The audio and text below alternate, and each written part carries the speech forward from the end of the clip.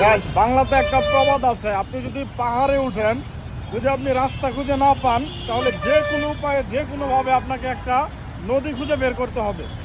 সেই নদী ধরে হেঁটে হেঁটে এক পর্যায়ে আপনি সেখান থেকে উদ্ধারের বা বেঁচে ফেরার রাস্তা খুঁজে পাবেন। তো আমরা সেই নদী খুঁজে পেয়েছি, এই নদী দিয়ে আমরা হেঁটে হেঁটে যাচ্ছি। যে কোনো উপায়ে আমাদেরকে এইখান থেকে বেঁচে ফিরে উঠতেই হবে। দেখতে পাচ্ছেন গাড়িগুলোর অবস্থা এবং আমাদের এই হচ্ছে অবস্থা।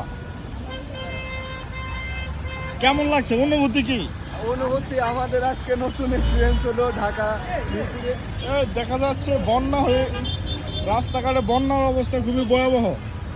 এই সামনে হচ্ছে গর্ত আছে। এ রে, বি কেয়ারফুল। সাত ভাই এ নিম্নে একটু মাছ খান যে যায়। অবশ্যই এই গর্ত, এখানে এখানে ই আছে, এই বেকু দিয়া খুদে ফেলছে, এদিক দিয়ে যাওয়া যাবে না। নিচে হালকা ভাবে দেখে যাও। এই হচ্ছে ঢাকা শহরের অবস্থা।